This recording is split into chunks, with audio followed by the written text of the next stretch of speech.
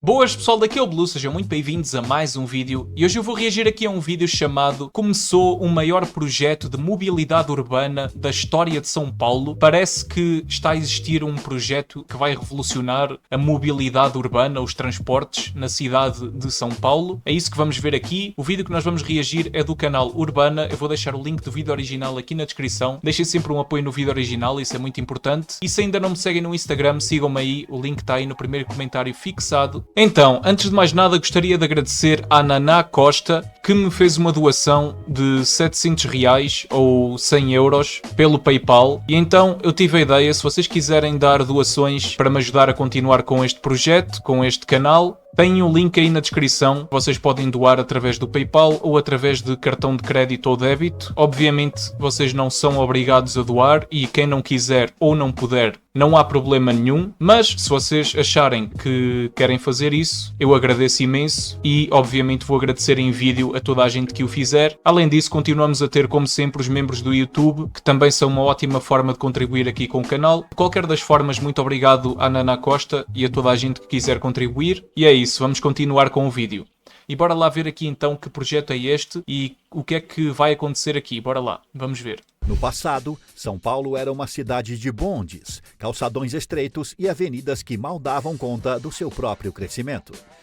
Isso parecem as cidades portuguesas. Em Portugal é meio assim, principalmente nos centros históricos. Nas áreas mais novas da cidade já não é assim, mas nos centros históricos das cidades costuma ser as ruas muito estreitas, vários bondes, ou como nós dizemos aqui, elétricos. Isso existe principalmente em Lisboa e no Porto. Com o passar das décadas, viadutos foram erguidos, avenidas duplicadas, linhas de metrô escavadas sob os pés de milhões de pessoas e a capital se transformou na potência urbana que conhecemos hoje. Mas agora, algo ainda maior está em curso. Está começando o mais ambicioso projeto de mobilidade urbana da história de São Paulo.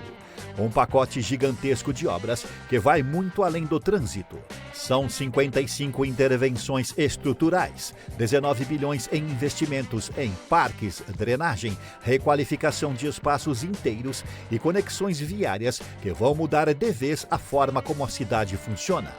Neste vídeo, você vai entender como São Paulo está mais uma vez se reinventando e por que esse novo ciclo de obras pode ser tão impactante quanto aquele que, há 80 anos, moldou a metrópole que conhecemos hoje. Esse projeto é o Melhoramentos de São Paulo, um programa lançado no início da atual gestão e que tem um objetivo claro: preparar a cidade para as próximas gerações. O plano foi inspirado na grande transformação que São Paulo viveu há 80 anos, quando o então prefeito Francisco Prestes Maia idealizou um ousado projeto de urbanização que mudaria para sempre o rosto da capital. Com base em estudos urbanos europeus, ele desenhou um sistema de avenidas radiais e perimetrais, criou grandes eixos viários. Muito interessante isto, fazer este tipo de avenidas circulares, é muito interessante. Eu acho que, pelo que eu já vi, eu não sou especialista no assunto, mas pelo que eu já vi, isso é muito bom para o trânsito, porque ao ser circular, acaba por ser mais fácil evitar aqueles cruzamentos que causam muito congestionamento no trânsito. Eu acho que isso é uma coisa positiva. E lançou as bases para o crescimento vertical e horizontal da cidade. A partir daquele momento, São Paulo deixou de ser um centro urbano desorganizado para se tornar uma metrópole em expansão acelerada.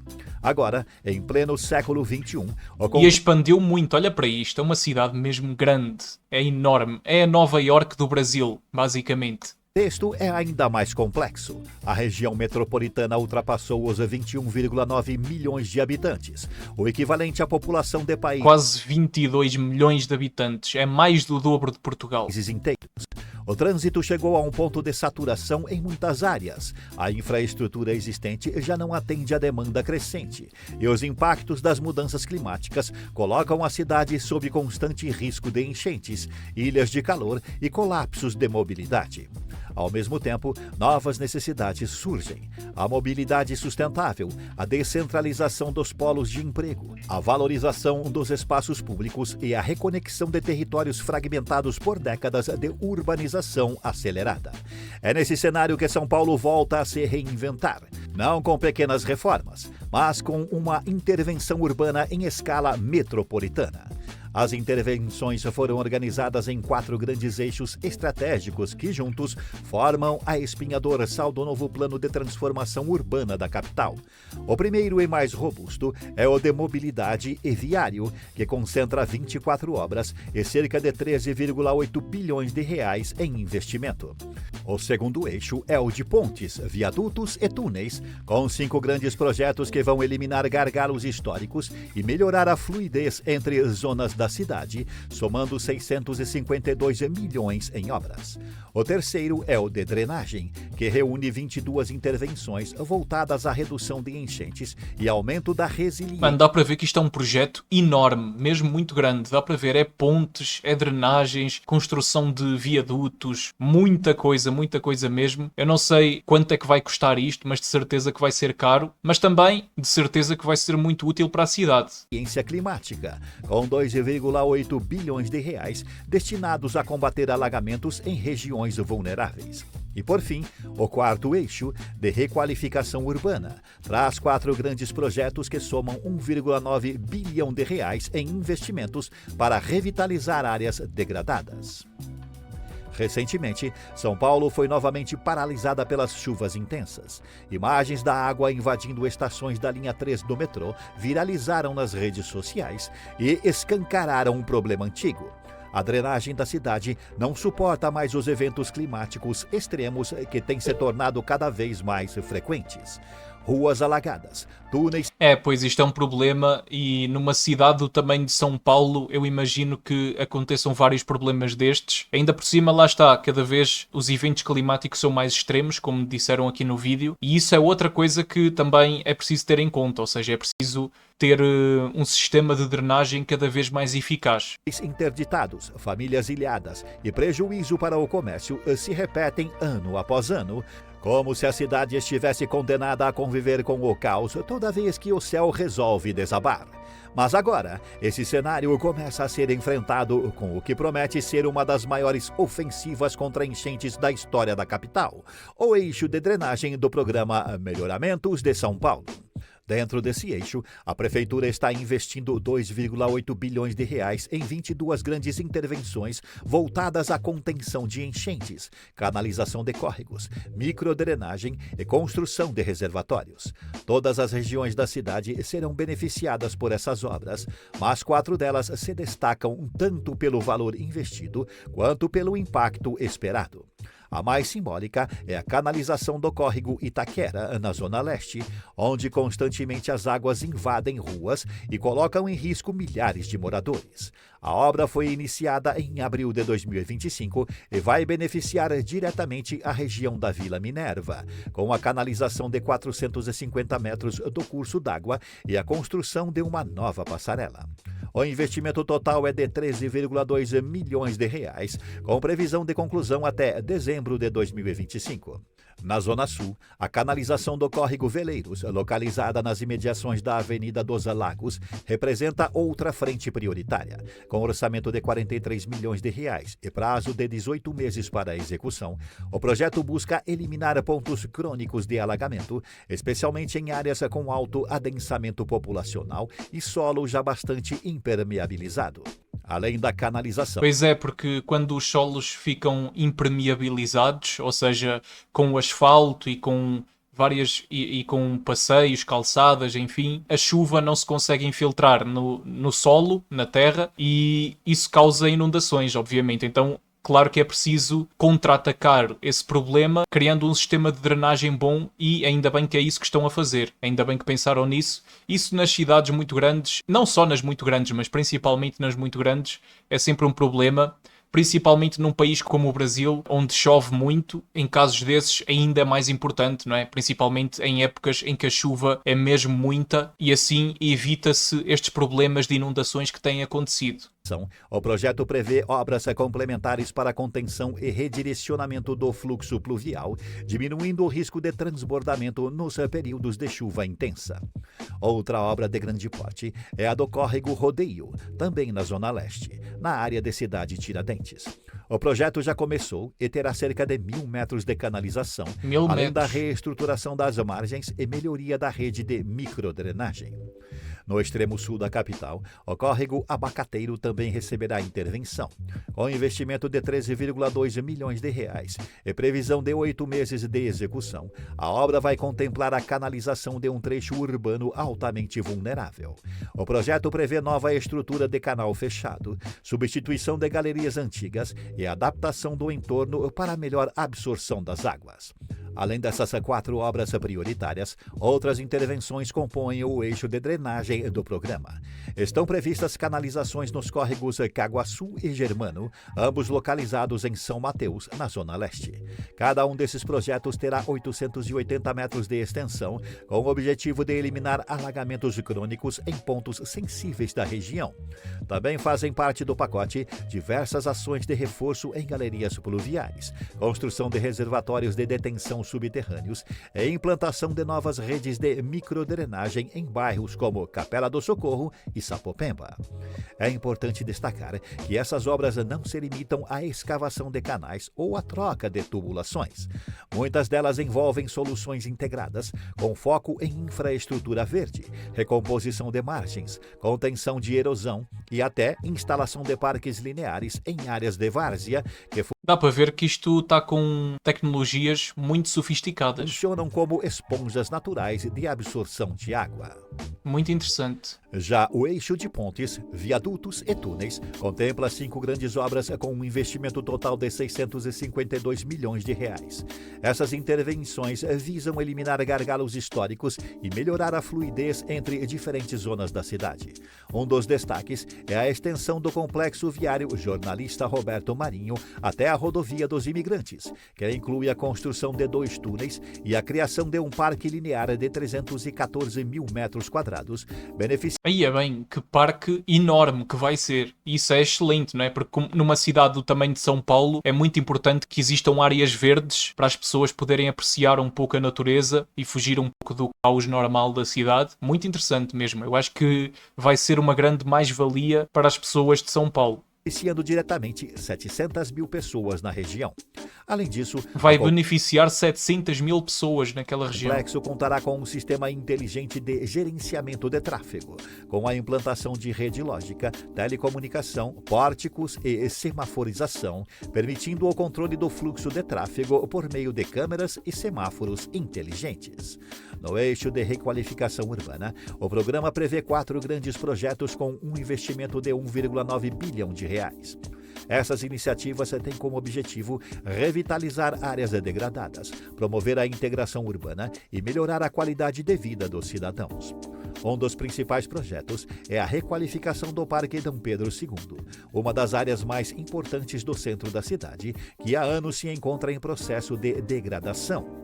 A requalificação inclui a demolição dos viadutos Antônio Nakashima e 25 de Março, construção da nova Ponte do Carmo, requalificação e reorganização do viário, construção de novo terminal Parque Dom Pedro II com praça panorâmica e galeria comercial, além da implantação de 100 mil metros quadrados de novas áreas verdes, 2 novos reservatórios de águas pluviais, microdrenagem. Mano, é tanta coisa, é mesmo muita coisa que eles estão a fazer. Reforço de galerias, construção de novo boulevard, requalificação das praças Fernando Costa e Raquel Bischoff e a gestão das áreas pelo concessionário até o fim do contrato de 30 anos. Além do Parque Dom Pedro II, o programa inclui a implementação de um veículo leve sobre trilhos no centro da cidade, como parte do plano de requalificação urbanística do centro de São Paulo, com desenvolvimento. Isto é muito interessante, utilizar estes transportes ferroviários para tentar aliviar o trânsito, ou seja, oferecendo alternativas para as pessoas não terem que ir de carro para os lugares, ajuda-se muito a reduzir o trânsito. E o trânsito numa cidade como São Paulo, eu imagino que seja sempre um problema, porque em todas as cidades deste tamanho é sempre um problema, então é preciso arranjar soluções para minimizar cada vez mais esse problema, não é? Orientado ao transporte sustentável. O VLT visa melhorar a mobilidade, levando sustentabilidade e conforto, ao mesmo tempo em que requalifica o seu entorno. Esse novo modal de transporte será integrado aos demais sistemas existentes, proporcionando uma alternativa eficiente e ecológica para os deslocamentos urbanos. Outro projeto relevante é a requalificação de espaços públicos e a criação de áreas de convivência em diversos bairros da cidade. Essas ações visam transformar locais antes degradados em ambientes agradáveis. As obras de requalificação urbana também envolvem a recuperação de vários... Isso é muito interessante, criar estes espaços de convivência em zonas da cidade que estão degradadas. Isso é excelente e dá logo outro ar à cidade. Patrimônios históricos e culturais, preservando a memória da cidade. Essas intervenções são realizadas em É parceria mesmo muito interessante isso, porque a aparência muda, ou seja, fica muito mais bonita a cidade. com órgãos de preservação e contam com a participação da comunidade, garantindo que as transformações atendam às necessidades e expectativas dos moradores. Dentro do eixo mais importante do programa, o de mobilidade e viário, a cidade de São Paulo concentra o maior volume de recursos, 13,8 bilhões de reais, destinados a transformar radicalmente o modo como os paulistanos se deslocam. E entre as 24 obras previstas, algumas se destacam pela grandiosidade. Um dos projetos mais caros e ambiciosos é o prolongamento da Avenida Jornalista Roberto Marinho até a Rodovia dos Imigrantes, orçado em mais de 2,6 bilhões de reais, com previsão de conclusão entre dezembro de 2025 e janeiro de 2030. Outro destaque estratégico é o sistema de interligação da Avenida Sena Madureira, um projeto ainda em fase de estudo, mas que já tem um orçamento estimado em 550 milhões de reais. A proposta é aliviar o tráfego de uma das áreas mais congestionadas da Zona Sul, integrando o fluxo entre os bairros da Vila Mariana, Ibirapuera e Vila Clementino. Mesmo ainda sem cronograma definido, trata-se de uma intervenção essencial para o intenso trânsito hospitalar e universitário.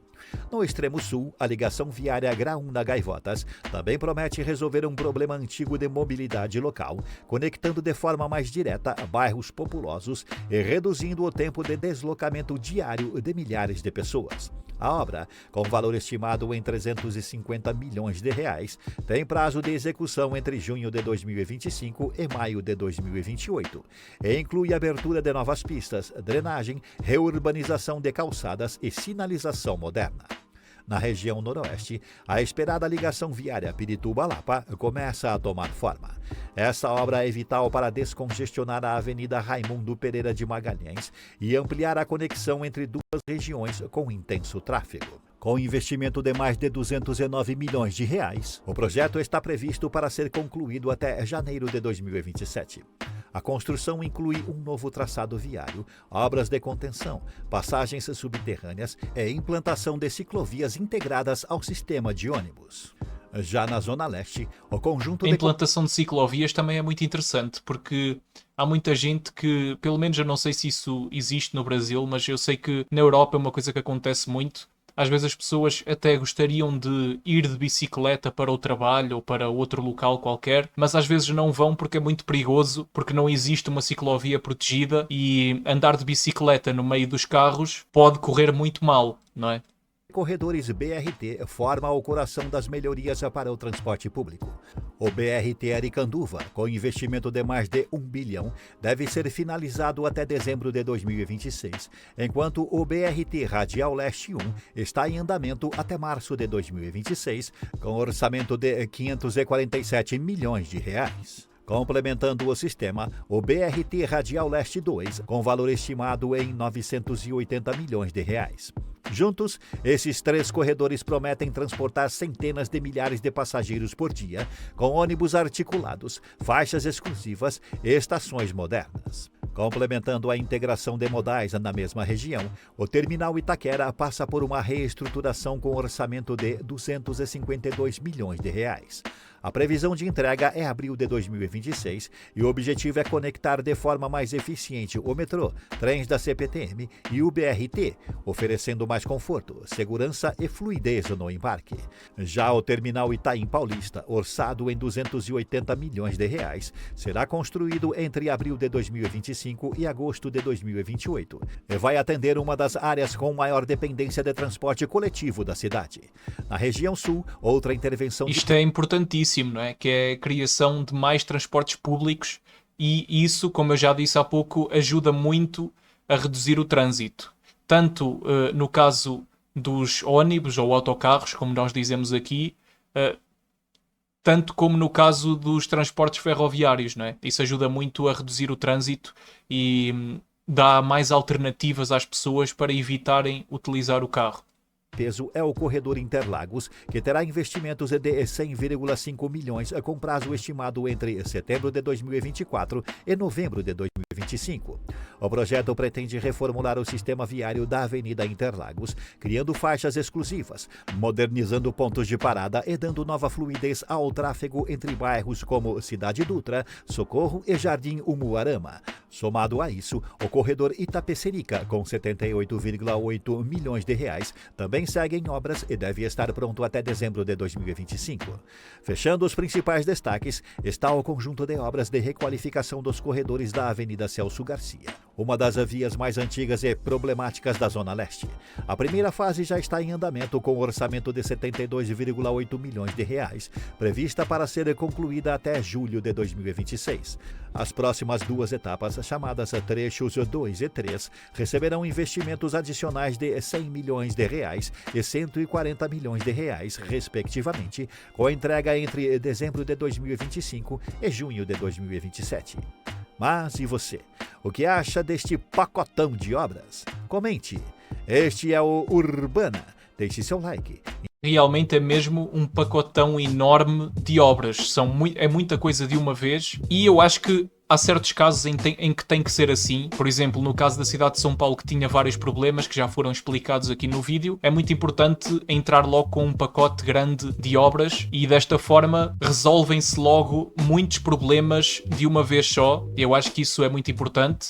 Mas digam aí qual é que é a vossa opinião. Se vocês forem de São Paulo, digam aí nos comentários e digam aí o que é que vocês acham. E se vocês não forem, digam aí também qual é que é a vossa opinião em relação a isso. Deixem o like no vídeo se ainda não deixaram, inscrevam-se no canal se ainda não o fizeram. Não se esqueçam de me seguir no Instagram, isso é muito importante. E é isso, eu sou o Blue e até ao próximo vídeo. Muito obrigado a todos os membros aqui do canal, muito obrigado mesmo. Se vocês também quiserem dar um apoio aqui ao canal, cliquem no botão Seja Membro e vejam os benefícios. Muito obrigado a todos que puderem fazer isso e muito obrigado a todos os que já são membros.